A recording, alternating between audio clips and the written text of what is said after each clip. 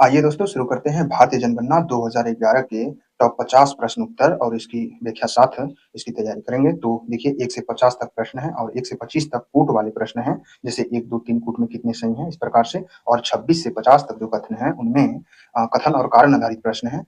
तो चलिए शुरू करते हैं। जनगणना से सवाल आते ही हैं हर एग्जाम में और अभी 72 यूपीएससी के लिए ये बहुत इंपॉर्टेंट है दोस्तों। तो चलिए शुरू करते हैं। देखिए पहला सवाल है, बताना है कौन सा सही है। 2011 की जनगणना के अनुसार भारत की जनसंख्या घनत्व पर विचार करना है। पहला कथन है, बिहार भारत का सबसे घनी आबादी वाला राज्य है, जहां जनसंख्या घनत्व 1106 है प्रति व्यक्ति वर्ग किलोमीटर में। दूसरा कथन है, पश्चिम बंगाल 1028 जनसंख्या घनत्व के साथ दूसरे स्थान पर है और न्यूनतम जनसंख्या घनत्व वाला राज्य मिजोरम है। तो कौन सा सही है? तो इनमें से 1 और 2 सही हैं और 3 गलत है, क्योंकि भारत का न्यूनतम जनसंख्या घनत्व वाला राज्य मिजोरम नहीं अरुणाचल प्रदेश है, जिसकी प्रति वर्ग किलोमीटर मात्र 17 व्यक्ति पाए जाते हैं। जनसंख्या घनत्व सबसे अधिक बिहार का है, 1106 प्रति वर्ग किलोमीटर स्क्वायर में व्यक्ति मिलते हैं। दूसरा पश्चिम बंगाल है, 1028 है, और जबकि मिजोरम का 52 व्यक्ति मिलते हैं। इसके बाद दूसरा नंबर बताना है कौन सा सही है। दशक की जनसंख्या वृद्धि दर के बारे में विचार करना है। 2001 से 2011 के बीच भारत की जनसंख्या दशक की वृद्धि लगभग 17.7% रही। दूसरा कथन है, नागालैंड एकमात्र ऐसा राज्य था जिसने ऋणात्मक जनसंख्या वृद्धि दर की है, -0.6%। और तीसरा है, सर्वाधिक दशक की वृद्धि दर मेघालय ने दर्ज किया है। तो कौन सा सही है? तो इनमें से तीनों कथन सही है, क्योंकि भारत की दशक की जनसंख्या वृद्धि 17.7% रही थी और एकमात्र नागालैंड ऐसा राज्य था जिसकी जनसंख्या वृद्धि दर ऋणात्मक हो गई थी। दशक की वृद्धि -0.6% हो गया था और दशक की वृद्धि सबसे अधिक मेघालय में दर्ज किया गया था।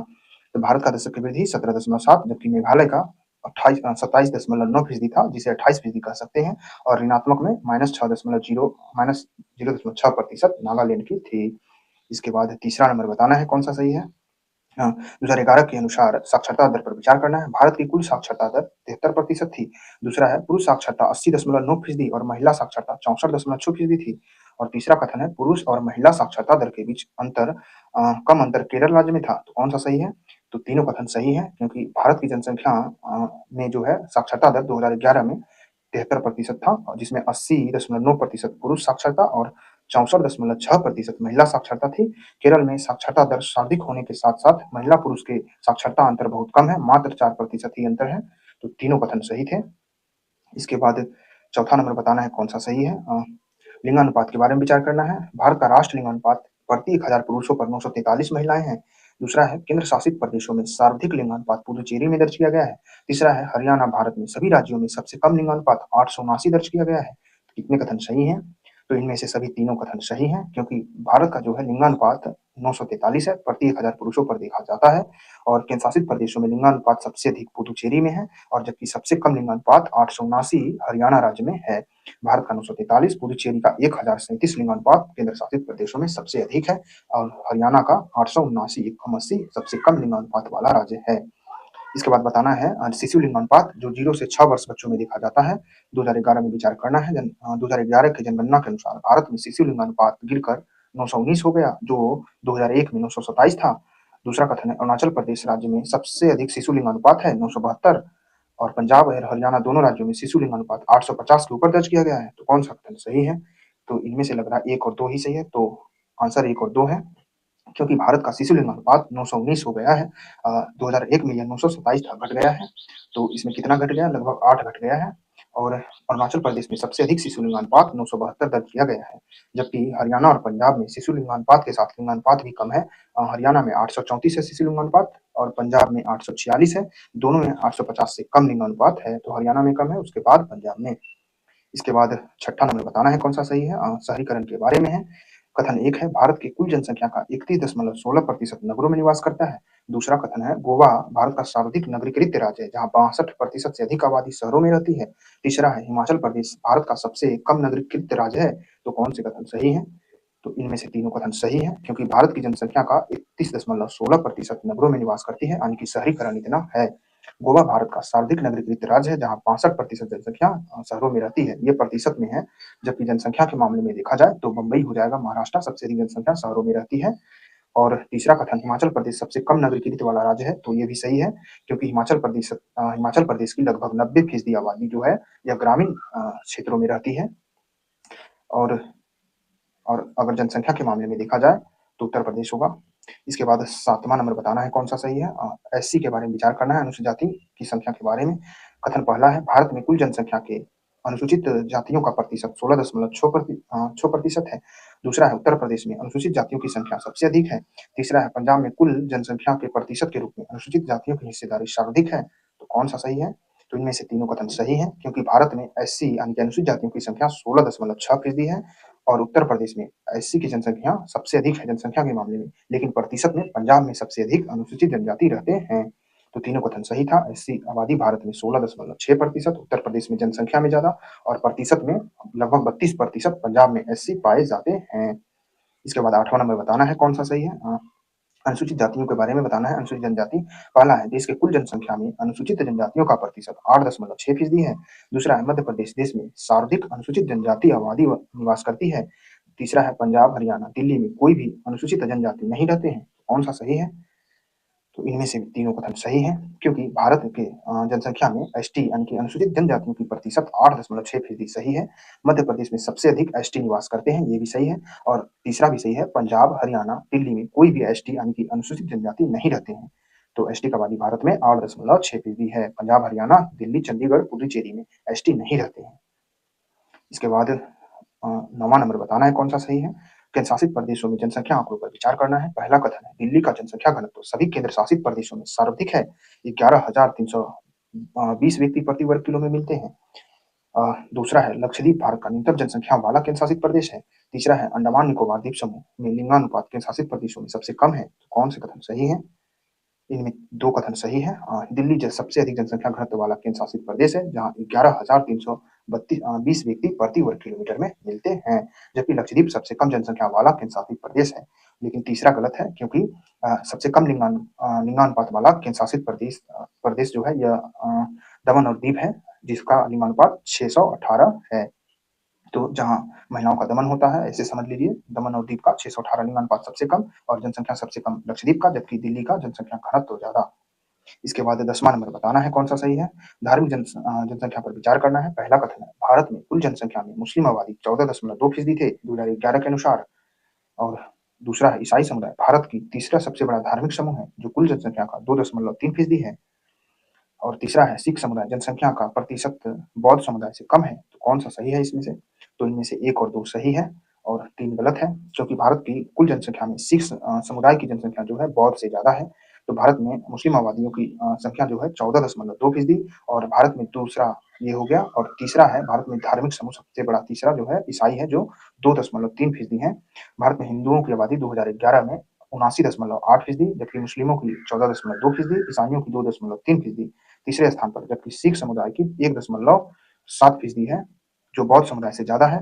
बौद्ध की जनसंख्या था 0.7%। धर्मांतर के कारण और भी कारण है, जिसके कारण हिंदुओं का जनसंख्या घट गया है। जन्म दर भी कम हो गया है हिंदुओं का, इसलिए। इसके बाद 11वां बताना है कौन-सा सही है। 2011 के अनुसार कार्य सहभागिता दर के संदर्भ में विचार करना है। भारत में श्रमिकों की सहभागिता दर 39.8% दर्ज की गई है। पहला कथन। दूसरा है, पुरुषों में सहभागिता दर महिलाओं की तुलना में काफ़ी अधिक है, 53.3% है। और तीसरा कथन है, हिमाचल प्रदेश में महिला कार्य सहभागिता दर देश में सर्वाधिक रही है। तो कौन-सा सही है? तो 11 नंबर में तीनों कथन सही हैं, क्योंकि भारत में श्रमिकों की सहभागिता दर 39.8% है। पुरुषों की कार्य सहभागिता दर जो है महिलाओं की तुलना में अधिक है, 53.3% पुरुषों की कार्य सहभागिता दर है, जबकि हिमाचल प्रदेश में महिला कार्य सहभागिता दर देश में सबसे अधिक रही है। तो 2011 की जनगणना के अनुसार भारत में कुल कार्य सहभागिता दर 39.8% था, और जिसमें पुरुष की 53.30%, 3% और महिलाओं का था 25.6%, कम था पुरुषों की तुलना में। जबकि हिमाचल प्रदेश में महिलाओं की सहभागिता दर कार्य में 47.4% सबसे ज़्यादा है हिमाचल प्रदेश में महिलाओं की कार्य सहभागिता दर। इसके बाद 12वां नंबर बताना है कौन-सा सही है। तो 12वां नंबर ये थोड़ा छोटा है, तो इसे देख लिया जाए। भारत में जनसंख्या वाले राज्यों पर विचार करना है, अवरोही क्रम में सजाना है, यानी कि घटते क्रम में। सबसे ज़्यादा किसकी जनसंख्या? उत्तर प्रदेश की है, उसके बाद महाराष्ट्र की, तब बिहार की, पश्चिमांचल की। तो एक ही सही है। बोल रहा अवरोही क्रम में लगाना था, लेकिन इसमें पूछा गया है, क्रम तो सही था। उत्तर प्रदेश में सबसे ज़्यादा जनसंख्या है। 2011 के अनुसार सर्वाधिक जनसंख्या वाले राज्य में उत्तर प्रदेश है, 19.98 करोड़, लगभग 20 करोड़। 11.23 करोड़ महाराष्ट्र दूसरे स्थान पर था, और बिहार 10.40 करोड़ के साथ तीसरे स्थान पर, और पश्चिम बंगाल 9.12 करोड़ के साथ चौथे स्थान पर आता है जनसंख्या के मामले में। फिर 13वां नंबर में बताना है कौन-सा सही है। साक्षर अ, साक्षरता के उत्तरवर्ती यानी कि अवरोही क्रम में 3 राज्यों और केंद्र शासित प्रदेशों पर विचार करना है। केरल, लक्षद्वीप, मिज़ोरम पर विचार करना है, तो कौन-सा सही है? तो इसमें एक भी मतलब ये सही है कि ये सबसे अधिक साक्षरता केरल में, फिर लक्षद्वीप में, फिर मिज़ोरम में पाया जाता है। तो भारत में समग्र साक्षरता दर में शीर्ष स्थान पर केरल है, 94% साक्षरता था 2011 के अनुसार और लक्षद्वीप दूसरे स्थान पर 91.8%, तीसरे स्थान पर मिज़ोरम था, जहाँ की साक्षरता 91.3% थी। तो अगर केंद्र शासित प्रदेशों में देखा जाए तो लक्षद्वीप का सबसे अधिक था 91%, जबकि राज्यों में केरल और उसके बाद मिजोरम। फिर 14वां नंबर बताना है 2011 के प्रशासनिक ढांचे पर विचार करना है। भारत की यह जनगणना 15वीं जनगणना और स्वतंत्रता के बाद 7वीं जनगणना थी। दूसरा कथन है 2011 की जनगणना के राष्ट्रीय महापंजीयक और जनगणना आयुक्त सी चंद्रमौली थे। तीसरा है इस जनगणना का आदर्श वाक्य जो है मोटो हमारी जनगणना हमारा भविष्य था। तो कौन से कथन सही है? तो 14वें नंबर में तीनों कथन सही है।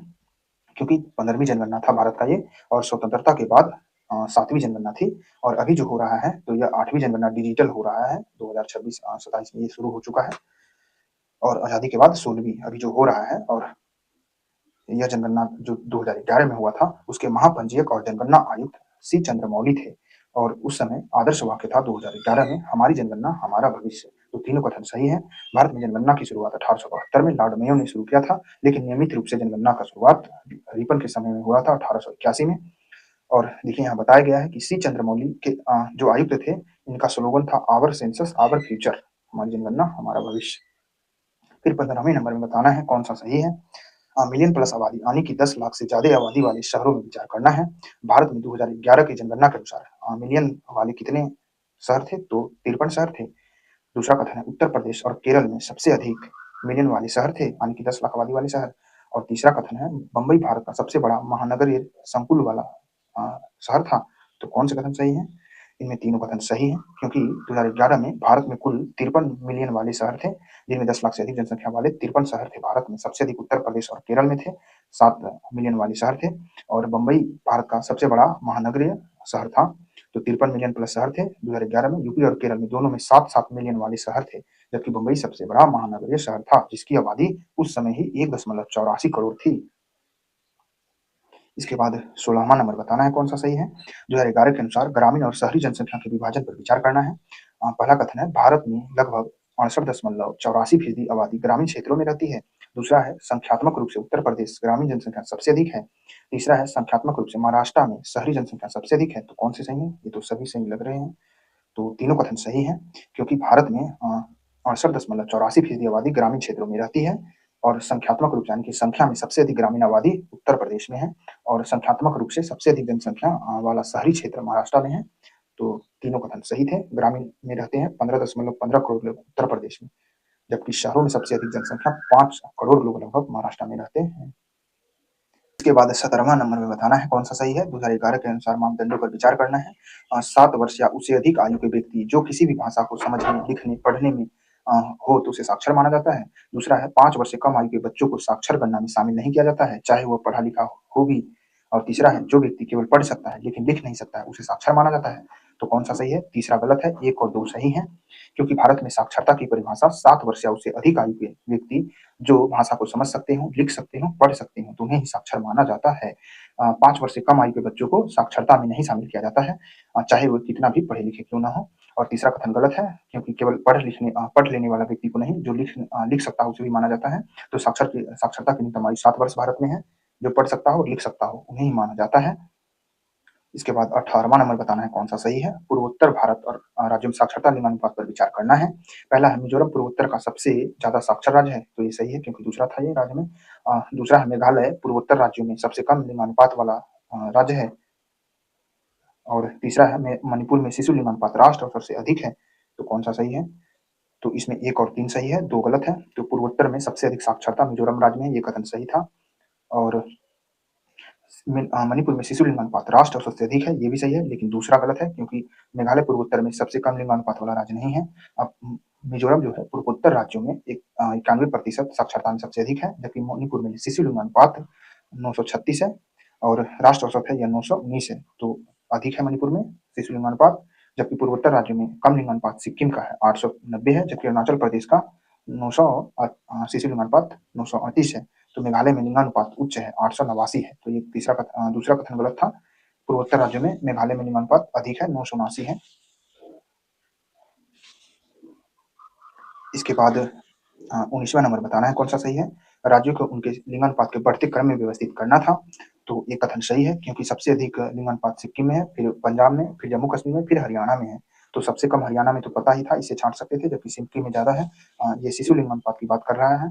तो राज्यों में सबसे अधिक सिक्किम में, जहाँ 890 है। जम्मू कश्मीर सिक्किम के आंकड़ों में सही क्रम स्थापित किया गया है। फिर उसके बाद पंजाब में 895 है, फिर जम्मू कश्मीर में 889 कम 90 है, फिर अंतिम में 879 जो है यह हरियाणा का है। तो सबसे अधिक सिक्किम, फिर पंजाब, फिर जम्मू कश्मीर, तब हरियाणा।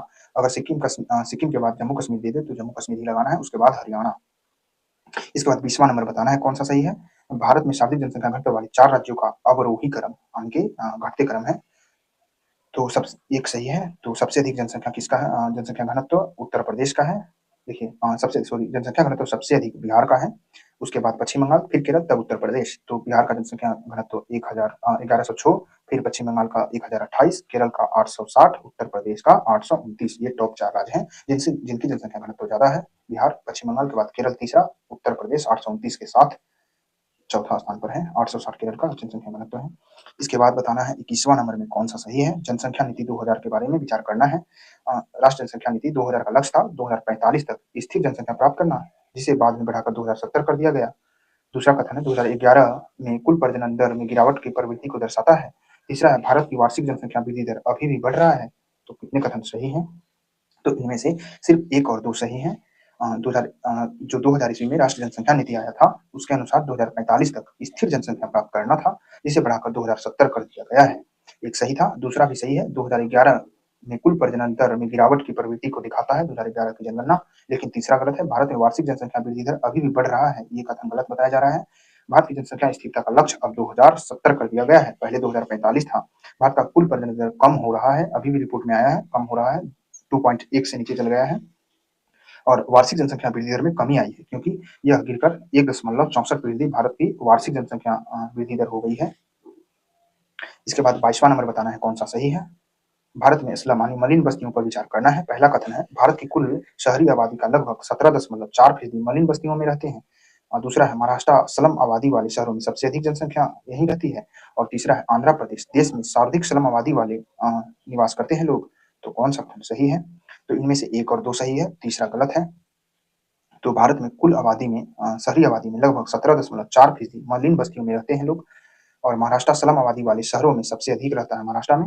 और तीसरा गलत था। तो भारत में 17.4% लोग शहरी आबादी स्लम क्षेत्र में रहती है, और महाराष्ट्र सबसे अधिक स्लम टाउन वाला राज्य है। और तीसरा कथन गलत था, क्योंकि कुल स्लम जनसंख्या के मामले में स्लम आबादी वाले में महाराष्ट्र पहले स्थान पर है, न कि आंध्र प्रदेश। आंध्र प्रदेश जो है स्लम आबादी वाले राज्यों में दूसरे स्थान पर है। इसके बाद 23वां नंबर बताना है कौन सा सही है। भारत में भाषाई जनगणना के आधार पर विचार करना 2011 में भाषाई आधार पर। तो हिंदी भारत की सबसे बड़ी मातृभाषा है, जिसमें लगभग 43.63% लोग बोलते हैं भारत में हिंदी। पहला कथन था। दूसरा है बंगाली भारत में दूसरा सबसे अधिक बोली जाने वाली भाषा है। तीसरा है मराठी भाषा बोलने वालों की संख्या तेलुगु से अधिक होकर तीसरे स्थान पर है। तो कौन सा कथन सही है? तो इनमें से तीनों कथन सही है।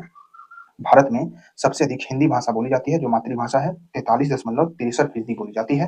दूसरे स्थान पर भारत की सबसे अधिक बोली जाने वाली भाषा बंगाली है, और तीसरे स्थान पर मराठी भाषा बोले जाने वाली की संख्या तेलुगु भाषा से अधिक होकर तीसरे स्थान पर है। तो मराठी बोलते हैं लोग, तीसरे स्थान पर मराठी आता है, हिंदी बंगाली के बाद मराठी। 2011 के अनुसार सबसे अधिक हिंदी 43.63%, बंगाली 8.03%, मराठी 6.86%, तेलुगु जो है 6.70% के साथ चौथे स्थान पर है, जबकि मराठी तीसरे स्थान पर आता है। इसके बाद 24वां नंबर बताना है कौन सा सही है। 0 से 6 वर्ष यानी कि 0 से 6 वर्ष आयु की जनसंख्या पर विचार करना है। पहला कथन है भारत की कुल जनसंख्या का 0 से 6 वर्ष आयु का हिस्सा लगभग 13.6% है। दूसरा है 2001 की तुलना में 2011 में इस आयु वर्ग की जनसंख्या के अनुपात में कमी आई है। तीसरा है उत्तर प्रदेश में इस आयु वर्ग के बच्चों की संख्या सर्वाधिक है। तो कौन से कथन सही है? इनमें से तीनों कथन सही हैं, क्योंकि भारत में 0 से 6 वर्ष के आयु के वर्गों की जनसंख्या 13.6% है। और 2011 की तुलना में 2001 की तुलना में 2011 में इस आयु वर्ग के जनसंख्या के अनुपात में कमी आया है। तो याद रखिएगा कमी आया है 0 से 6 वर्ष के बच्चों में। उत्तर प्रदेश में इस आयु वर्ग के बच्चों की संख्या सबसे अधिक रही है। तो 0 से 6 वर्ष आयु के बच्चों की संख्या 11 में 13.6% थी। 2001 में यह 15.9% लगभग 16% थी जो घट गई है और उत्तर प्रदेश में सबसे अधिक है। इसके बाद 25वां नंबर बताना है कौन सा सही है। तो 25वां देख लीजिए 2011 के अनुसार देश में न्यूनतम साक्षरता वाले 3 राज्यों का आरोही क्रम यानी कि बढ़ते हुए क्रम में बताना है। तो सबसे कम से ज़्यादा वाले न्यूनतम वाले तो सबसे कम कौन सा है? बिहार, उसके बाद अरुणाचल प्रदेश, फिर राजस्थान है। तो ये सही था क्योंकि सबसे कम जनसंख्या साक्षरता बिहार का था 61.8%, दूसरा अरुणाचल प्रदेश 65.4% और तीसरा था राजस्थान 66.1%। साक्षरता में सबसे कम बिहार के बाद अरुणाचल प्रदेश, फिर राजस्थान आता है। इसके बाद 26वां नंबर से शुरू होगा। दूसरा भाग है इसमें कथन और कारण के रूप में है। अगर ए सही होगा तो दोनों व्याख्या भी करेगा और बी सही होगा तो दोनों कथन सही होंगे लेकिन व्याख्या नहीं करेगा और तीसरा में ए सही होगा और आर गलत होगा। चौथे में ए गलत होगा और आर सही होगा। तो इस प्रकार से बताना है। देखिए पहला 26वां नंबर में है कथन है बिहार जनसंख्या घनत्व तो सभी राज्यों में सबसे अधिक है। तो सही है। बिहार जनसंख्या वृद्धि दर 2001 से 11 के दौरान पूरे देश में सर्वाधिक रही है। तो कौन सा सही है? तो ये तो सही था, दूसरा गलत है क्योंकि जनसंख्या घनत्व बिहार का 1106 है, सबसे अधिक है, लेकिन दशक की वृद्धि मेघालय में है, लगभग 28% है, न कि बिहार में है। तो दशक की वृद्धि में मेघालय 28% के साथ सबसे अधिक, जबकि बिहार तीसरे स्थान पर है 25.4% के साथ जनसंख्या घनत्व वृद्धि मामले में।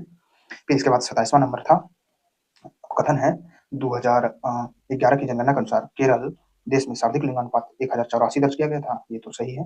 केरल में महिला साक्षरता दर भारत में सबसे अधिक है। यहाँ ऐतिहासिक रूप से मातृसत्तात्मक सामाजिक प्रणालियां रही हैं, इसलिए ऐसा हुआ है। तो दोनों कथन सही है।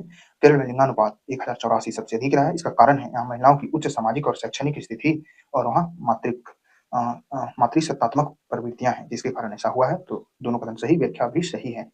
इसके बाद 28वां नंबर है कथन है नागालैंड ने 2001 से 11 के दौरान ऋणात्मक दशक जनसंख्या वृद्धि दर दर्ज की है। तो ये भी लग रहा है सही है। -0.6% ये माइनस में दर्ज किया गया था।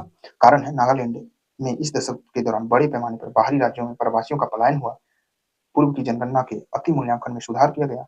तो दोनों कथन सही है और व्याख्या भी आर सही कर रहा है। मेघालय का जो दशक की वृद्धि दर था यह 0.6% था माइनस में।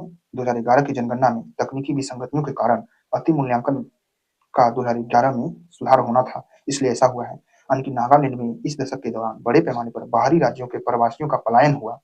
अच्छा, बाहरी राज्यों में प्रवासियों का पलायन हुआ और पूर्व की जनगणना के अति मूल्यांकन में सुधार हुआ, इसलिए वहाँ कम देखा गया दशक की वृद्धि दर। फिर 29वां बताना है कौन सा सही है।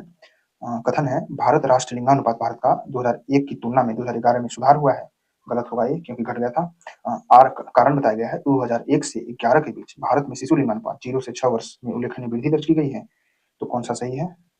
पहला वाला सही है बताया जा रहा है। ए सही है और आर गलत है। तो पहला सही है जबकि दूसरा पहला सही है और दूसरा गलत है। तो भारत का सामान्य लिंगानुपात 2001 में 933 था, जो सुधर कर 2011 में 943 हो गया। तो अच्छा लिंगानुपात था, वो सुधार हुआ है। 2011 में 933 था और 10 बढ़ गया है, 943 2011 में हो गया। और शिशु लिंगानुपात 927 से घटकर 919 हो गया, यानी कि शिशु लिंगानुपात जो है वो घटा था। तो शिशु लिंगानुपात घट गया था 927 से 919 हो गया था, जबकि राष्ट्रीय लिंगानुपात बढ़ा था। अब 30वां नंबर बताना है। देखिए कथन है केंद्र शासित प्रदेश लक्षद्वीप में साक्षरता दर केरल के बाद दूसरे स्थान पर आता है। तो ये सही है। कारण है लक्षद्वीप में 90% से अधिक आबादी एसटी की और यहाँ शिक्षा पर विशेष ध्यान सरकारी ध्यान दिया गया है, इसलिए ऐसा हुआ है। तो ऐसा तो नहीं लग रहा है। दोनों कथन सही है लेकिन कारण सही नहीं है क्योंकि लक्षद्वीप में साक्षरता दर 91.8% है, जो यह 94.8% के बाद दूसरा स्थान है केरल के बाद। लेकिन यहाँ साक्षरता दर ज़्यादा होने का कारण सरकार का विशेष ध्यान नहीं और एसटी-एससी ज़्यादा होना नहीं है। उसके बाद 31वां नंबर है, कथन है उत्तर प्रदेश भारत में सर्वाधिक जनसंख्या वाला राज्य है, इसकी जनसंख्या घनत्व पश्चिम बंगाल से कम है। तो ये लग रहा है सही है।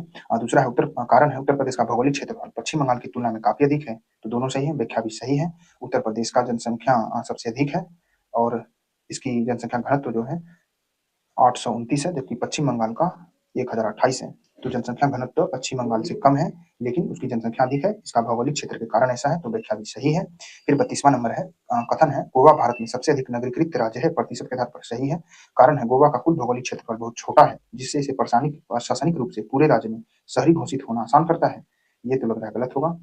तो देखिए बताया जा रहा है ए और आर दोनों सही हैं, लेकिन व्याख्या सही नहीं कर रहा है, ये बात सही है, क्योंकि गोवा में नगरीकृत 62.2% है, इसका क्षेत्रफल छोटा है, ये बात सही है, प्रशासनिक रूप से आसानी होता है इसे शासित करना, लेकिन नगरीकरण का कारण ये नहीं हो सकता। यहाँ नगरीकरण का कारण है आर्थिक विकास और पर्यटन का विकास और ब्रिटिश काल में पुर्तगालियों द्वारा और ब्रिटिश लोगों द्वारा यहाँ जो आवागमन हुआ है, पर्यटन बढ़ा इसके कारण होता है और समुद्री क्षेत्र है, इसके कारण है, न कि भौगोलिक रूप से छोटा होने के कारण। इसके बाद 33वां है कथन है हिमाचल प्रदेश ग्रामीण जनसंख्या का प्रतिशत भारत में सबसे अधिक है 90%। सही है पहला। कारण है हिमाचल प्रदेश की पहाड़ी और दुर्गम भौगोलिक क्षेत्र स्थिति बड़े पैमाने पर औद्योगिक और शहरी विकास को सीमित करती है। तो दोनों कथन सही है, व्याख्या भी सही है। कठिन पर्वतीय क्षेत्र हिमाचल प्रदेश में है, जिसके कारण वहाँ औद्योगिकरण शहरीकरण का अभाव है, जिसके कारण वहाँ 90% आबादी गाँव में निवास करती है। फिर 34वां नंबर है, कथन है पहला पंजाब में एससी की जनसंख्या प्रतिशत में देश में सबसे अधिक है, लेकिन यहाँ कोई अनुसूचित जनजाति एसटी नहीं पाई जाती। ये तो सही है। कारण है पंजाब ऐतिहासिक रूप से कृषि प्रधान और मैदानी क्षेत्र का प्रदेश रहा है, जहाँ जनजातीय समुदाय का मूल निवास स्थान नहीं था। तो दोनों कथन सही है और व्याख्या भी सही है। पंजाब में मैदानी कृषि क्षेत्र संस्कृति का रहा है, श्रम आधारित वहाँ आबादी रहती है। ऐसी आबादी अधिक रहे हैं जो पारंपरिक वन पहाड़ न होने के कारण एसटी आबादी वहाँ नहीं पाई जाती है। तो ऐसी जनसंख्या प्रतिशत में पंजाब में सबसे अधिक रहता है। और पंजाब ऐतिहासिक रूप से कृषि प्रधान मैदानी क्षेत्र रहा है, जनजातीय समुदाय का मूल निवास क्षेत्र पहाड़ वहाड़ नहीं है, तो इसलिए वहाँ एसटी नहीं पाए जाते हैं। इसके बाद 35वां नंबर है, कथन है अरुणाचल प्रदेश जनसंख्या घनत्व भारत में सबसे कम है, 17 व्यक्ति प्रति वर्ग किलोमीटर। तो ये सही है। कारण है अरुणाचल प्रदेश में भारत में सबसे कम साक्षरता दर्ज की गई है, ये गलत होगा। तो कथन सही है और कारण गलत है, क्योंकि सबसे कम जनसंख्या घनत्व 17 अरुणाचल प्रदेश का है, लेकिन सबसे कम साक्षरता बिहार का है 61.8%, जबकि अरुणाचल प्रदेश 65.4% के साथ दूसरे स्थान पर है साक्षरता में सबसे कम। इसके बाद 36वां नंबर है, कथन है भारत में पुरुषों की साक्षरता दर महिलाओं की तुलना में सभी राज्यों में अधिक है। और कारण है भारत में पितृसत्तात्मक समाज में ऐतिहासिक रूप से पुरुषों की शिक्षा को महिलाओं की शिक्षा पर वीरता दी गई। तो कौन सा सही है? तो यहाँ तो दोनों सही है, दोनों व्याख्या भी सही कर रहा है। भारत में पुरुषों की साक्षरता दर महिलाओं की तुलना में सभी राज्यों में अधिक है, ये अधिक सही है। भारत में पितृसत्तात्मक समाज में ऐतिहासिक रूप से पुरुषों की शिक्षा को महिलाओं की शिक्षा पर वरीयता दी गई है, इसलिए ऐसा हुआ है। तो दोनों कथन सही है और व्याख्या भी सही कर रहा है।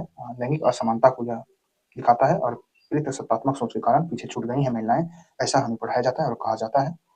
और इसमें कुछ तथ्यात्मक रूप से सही भी हो सकते हैं, लेकिन प्राचीन काल में ऐसा नहीं होता था। ऋग्वैदिक काल वगैरह में महिलाएं भाग लेती थी पुरुषों के साथ और साक्षरता में भी उनकी स्थिति अच्छी थी। इसके बाद 37वां नंबर है कथन केंद्र शासित प्रदेश दमन और दीव में भारत का लिंगानुपात 618 दर्ज किया गया है। कारण है दमन और दीव में बड़े पैमाने पर पुरुष प्रधान प्रवासी औद्योगिक श्रमिकों का आगमन हुआ। तो दोनों कथन सही है और व्याख्या भी सही है। केंद्र शासित प्रदेशों में दमन और दीव में सबसे कम लिंगानुपात 618 दर्ज किया गया है। इसका कारण है दमन दीव में बड़े पैमाने पर पुरुष प्रधान औद्योगिक श्रमिकों प्रवासियों का आगमन हुआ, जिसके कारण दमन और दीव में भारी संख्या में पुरुष श्रमिक पहुंच गए। वहां की लिंगानुपात विस्तृत होकर कम हो गया, 618 हो गया है। इसके बाद 38वां है, कथन है 2011 के अनुसार भारत की कुल जनसंख्या में वृद्धों की आबादी 60 प्लस के अनुपात बढ़ रहा है। कारण है भारत में जीवन प्रत्याशा में सुधार हुआ है, जन्म दर में गिरावट आ रही है। तो दोनों सही है और व्याख्या भी सही है। भारत में स्वास्थ्य सुविधाओं का विस्तार हुआ है, इसलिए औसत आयु बढ़ी है। जन्म दर घटने से बच्चों का अनुपात भी घटा है, जिससे वृद्धों की आबादी प्रतिशत बढ़ रहा है। इसके बाद 39वां है, कथन है सिक्किम भारत का सबसे कम जनसंख्या वाला राज्य है। तो ये सही है। कारण है सिक्किम का क्षेत्र भारत के सभी राज्यों में छोटा है, छोटा तो है, लेकिन इसका कारण नहीं कि वहाँ जनसंख्या कम हो जाएगा। तो ये सही है, लेकिन यार गलत है। सिक्किम की जनसंख्या 6.1 लाख है, 6 लाख है, जबकि सबसे कम जनसंख्या वाला राज्य सिक्किम है। इसका कारण यह नहीं कि क्षेत्रफल कम होना, जबकि इसका कारण यह होता है कि वहाँ जन्म दर कम हो, इसके कारण। 40वां है, कथन है मेघालय ने 2001 से 11 के दौरान भारतीय राज्यों में सबसे अधिक दशक की वृद्धि दर्ज किया है, 27.9%। तो ये सही है। कारण है मेघालय में साक्षरता दर भारत में सबसे कम रहा है। तो ये गलत है, साक्षरता दर से दशक की वृद्धि को क्या लेना देना। भारत में मेघालय दशक की वृद्धि दर 28% है, सबसे अधिक है, परंतु मेघालय की साक्षरता 74.4% है, जो राष्ट्रीय औसत से अधिक है। तो ये व्याख्या नहीं कर रहा था, इसलिए यार गलत है, ये सही था। 41वां है, कथन है राष्ट्र स्तर पर भारत का शिशु लिंगानुपात यानी कि 0 से 6 वर्ष का लिंगानुपात सबसे कम है। कारण है भ्रूण हत्या, बालिकाओं के प्रति सामाजिक उपेक्षा अभी भी देश में कई हिस्सों में व्याप्त है। तो दोनों कथन सही है और व्याख्या भी सही है। 41वां नंबर है, कथन है पहला राष्ट्र स्तर पर भारत का शिशु लिंगानुपात सामान्य लिंगानुपात से कम है। तो सही है। कारण है इसका भ्रूण हत्या, बालिकाओं के प्रति सामाजिक उपेक्षा अभी भी देश में कई हिस्सों में व्याप्त है, यही कारण है कि कम है। तो दोनों कथन सही है, व्याख्या भी सही है। भारत में शिशु लिंगानुपात 943 राष्ट्रीय लिंगानुपात 943 है, जबकि शिशु लिंगानुपात मात्र 919 है। यह घट गया है। इसका कारण है बालिकाओं के प्रति भेदभाव और कन्या भ्रूण हत्या, सामाजिक प्रथाएं जो हैं, जिसके कारण महिलाओं को उपेक्षा किया जाता है, इसके कारण कम है। तो दोनों कथन सही था, व्याख्या भी सही है। 42वां सवाल है, कथन है पहला, दक्षिण भारतीय राज्यों जैसे तमिलनाडु, केरल, आंध्र प्रदेश जनसंख्या वृद्धि दर भारतीय राज्यों की तुलना में काफी कम रही है। तो ये सही है। कारण है दक्षिण भारतीय राज्यों ने साक्षरता, महिला सशक्तिकरण, परिवार नियोजन कार्यक्रमों को अधिक प्रभावी ढंग से लागू किया है। तो हाँ, लागू किया है, इसलिए दोनों कथन सही है, व्याख्या भी सही है। दक्षिण भारतीय राज्यों में विकासात्मक क्रिया हो रहा है, साक्षरता दर बढ़ा है, वहाँ जनसंख्या प्रतिस्थापन दर कम हो गया है। इसके बाद 43वां है, कथन है महाराष्ट्र में सबसे बड़ी संख्या शहरों में निवास करती है। कारण है महाराष्ट्र बंबई शहर भारत का वित्तीय राजधानी है। यह प्रवासियों को अत्यधिक आकर्षित करता है, तो इसके कारण शहरी जनसंख्या बढ़ गया है। तो दोनों कथन सही है, व्याख्या भी सही है। भारत महाराष्ट्र में संख्यात्मक रूप से शहरी आबादी लगभग 5 करोड़ पाया जाता है। नवी मुंबई जैसे महानगरीय शहर है, फिल्म इंडस्ट्री है, रोजगार के कारण यहाँ लोग आते हैं, तो इसके कारण जनसंख्या बढ़ गया है। वहाँ शहरी आबादी अधिक है, निवेश होता है, आर्थिक विकास दर है। फिर 44वां है, कथन है भारत 2011 में जनगणना के अनुसार कार्बन में महिलाओं की भागीदारी 25.5% है, जो पुरुषों की तुलना में बहुत कम है। तो ये सही है, पुरुषों का 53% था। अ, कारण है घरेलू काम, देखभाल, अर्थव्यवस्था की जनगणना के उत्पादक आर्थिक के रूप में नहीं गिना जाता। यही कारण है पीछे है महिलाएं। तो दोनों कथन सही है, व्याख्या भी सही है। भारत में महिलाओं की कार्बन भागीदारी दर जो है यह 25.5%, 25.5% है, कम है। इसका कारण है कि महिलाओं की जो घरेलू काम होती है, अर्थव्यवस्था देखभाल वाला काम है, इसे जनगणना में आर्थिक कार्य में नहीं गिना जाता है।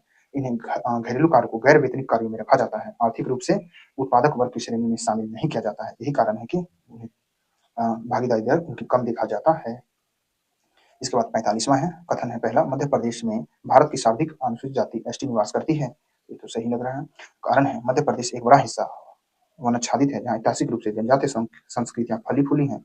तो दोनों कथन सही है, व्याख्या भी सही है। मध्य प्रदेश में सबसे अधिक आबादी एसटी का पाया जाता है, 1.53 करोड़ एसटी पाए जाते हैं मध्य प्रदेश में। यहाँ भौगोलिक स्थिति, वन्य स्थिति आदिवासियों के लिए अनुकूल बनाती है। यही कारण है कि मध्य प्रदेश में ज्यादा आबादी एसटी का पाया जाता है। फिर 40वां है, कथन है 2011 के अनुसार भारत में जैन समुदाय की साक्षरता सभी धर्मों में सबसे अधिक रहा है। सही है। कारण है जैन समुदाय मुख्य रूप से शहरी क्षेत्रों में निवास करती है, उच्च व्यापार, उच्च शिक्षा में अत्यधिक संलग्न है वे। तो दोनों कथन सही है और व्याख्या भी सही है। भारत में जैन समुदाय में साक्षरता दर 94.9 लगभग 95% है, सबसे अधिक है। इसके कारण यह है कि शहरी क्षेत्रों में जैन समुदाय रहते हैं, व्यापारिक पृष्ठभूमि उसकी अच्छी है, शिक्षा उनकी अत्यधिक बढ़ावा देते हैं वो, इसलिए ऐसा है, लगभग 95%। इसके बाद 47वां है, कथन है पुडुचेरी केंद्र शासित प्रदेशों में सर्वोच्च लिंगानुपात 1037 रखता है। कारण है पुडुचेरी सबसे लंबे समय तक फ्रांसीसी संस्कृति का प्रभाव रखा है, जिसने लैंगिक समानता को बढ़ावा दिया। तो दोनों सही बता रहा है और व्याख्या भी सही है। पुडुचेरी का लिंगानुपात 1037 है, जो केंद्र शासित प्रदेशों में सबसे अधिक है। तो पहला तो सही था और व्याख्या भी सही है, क्योंकि पुडुचेरी लंबे समय तक फ्रांसीसी संस्कृति के प्रभाव में रहा, जिससे लैंगिक समानता को वहाँ बढ़ावा मिला। प्रगतिशील सामाजिक मूल्यों ने, कानूनों ने महिलाओं की स्थिति को बेहतर किया है, इसलिए पुडुचेरी का लिंगानुपात सबसे अधिक है, 1037। इसके बाद 48वां है, 2011 के अनुसार साक्षर लोगों की संख्या में दर्ज वृद्धि जनसंख्या में हुई कुल वृद्धि से अधिक थी। कारण है सर्व शिक्षा अभियान, अन्य प्राथमिक शिक्षा कार्यक्रमों ने साक्षरता बढ़ाने में महत्वपूर्ण भूमिका निभाई। तो दोनों कथन सही हैं, व्याख्या भी सही है। 2011 की जनगणना में साक्षर लोगों की जनसंख्या में वृद्धि देखा गया, जबकि जनसंख्या वृद्धि दर में जितना वृद्धि हुआ उससे ज्यादा साक्षर लोगों में वृद्धि हुआ था। यह ऐसा इसलिए हुआ, सर्व शिक्षा अभियान और प्राथमिक कार्यक्रमों को बढ़ावा दिया सरकार, जिसके कारण साक्षरता में वृद्धि देखा गया। तो 2001 से 11 के दौरान देश में कुल साक्षरों की जनसंख्या 11 करोड़ वृद्धि हुई, जबकि इसी समय कुल आबादी केवल 18.2 करोड़ बढ़ी है। साक्षरों का तीव्र बढ़ना ये प्राथमिक शिक्षा अभियान को दर्शाता है। 49वां बताना है, चंडीगढ़ जनसंख्या घनत्व बहुत अधिक है, लेकिन लिंगानुपात 818 है, काफी कम है। कारण है चंडीगढ़ सुनियोजित आधुनिक शहर है, जो उच्च जीवन प्रत्याशा प्रदान करता है। तो कौन सा सही है? दोनों सही है, लेकिन व्याख्या सही नहीं है, क्योंकि चंडीगढ़ का जनसंख्या घनत्व बहुत अधिक है, लेकिन उसका लिंगानुपात 818 है। इसका कारण है चंडीगढ़ सुनियोजित शहर होना लिंगानुपात का कारण नहीं है। लिंगानुपात का कारण पुरुष प्रधान प्रवासन और जन्म दर से होता है। तो चंडीगढ़ का घनत्व 9000 से अधिक है और लिंगानुपात इसका कम है, 818 है। इसके बाद 50वां सवाल है और अंतिम सवाल है 2011 की जनगणना का। कथन है भारत इतिहास में 1911 से 1921 को दशक का महान विभाजक वर्ष कहा जाता है, ग्रेट डिवाइडिंग ईयर। कारण है इस दौरान अकाल, महामारी जैसे इन्फ्लुएंजा, खाद्यान्न संकट के कारण जनसंख्या वृद्धि दर ऋणात्मक हो गई थी, -0.31%। तो दोनों कथन सही है, क्योंकि 2011 से 2021 को महान विभाजक वर्ष कहा जाता है। उस समय भारत में अकाल महामारी, इन्फ्लुएंजा, खाद्य संकट फैल गया था, जिसके कारण जनसंख्या वृद्धि दर ऋणात्मक हो गई थी, -0.31%। इसलिए महान विभाजक वर्ष 1921 को कहा जाता है। इसके कारण जनसंख्या घट गया था। और लघु विभाजन वर्ष 1951 को कहा जाता है। तो ये थे 2011 की जनगणना के टॉप 50 सवाल, जो 72 यूपीएससी जैसे अन्य एग्जामों में भी इम्पोर्टेंट है। जब 2027 में जनगणना कंप्लीट हो जाएगा, तो उसके बाद 11 और 27 वाले जनगणना को एक साथ पढ़ना होगा, जो हर एग्जाम के लिए इम्पोर्टेंट होगा।